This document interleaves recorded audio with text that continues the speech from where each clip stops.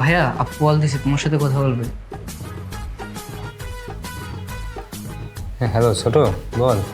Hello ভাইয়া, আমাকে 5,000 টাকা হালত দিতে পারবি? তুই তো জানিস মারুফ 2 মাস যাবত চাকরি হারিয়েছে।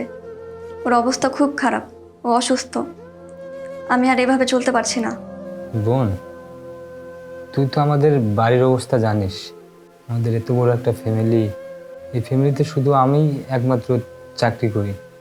আমি আমার ফ্যামিলি চালাই দিতে পারি না। বোন, তুই টাকা বাদে অন্য কিছু চা, আমি তোর হেল্প করবো, আমি কথা দিলাম। দেখ, আমার কাছে টাকা চাস না। ভাইয়া অন্তত তুই আমাকে 200 টাকা দে। ওর অবস্থা খুব খারাপ, ও বিছানা থেকে উঠতে পারছে না। ওর ওষুধ খাওয়াতে হবে, একটু দেখ না কি করা যায়। দেখ বোন, আমি তোর কোনো টাকা পয়সা দিয়ে হেল্প করতে পারবো না। টাকা পয়সা বাদে অন্য কিছু হেল্প লাগলে তুই বলতে পারিস, আমি তোর হেল্প করবো। ঠিক আছে, তাহলে আমি রাখলাম।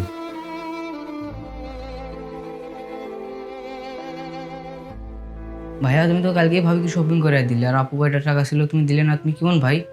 এই ছোট মানুষ ছোট মানুষের মতো থাকবি। এত কেন কথা বলিস? হ্যাঁ, থাপড়া কান সাপটি ধরে ফেলবো।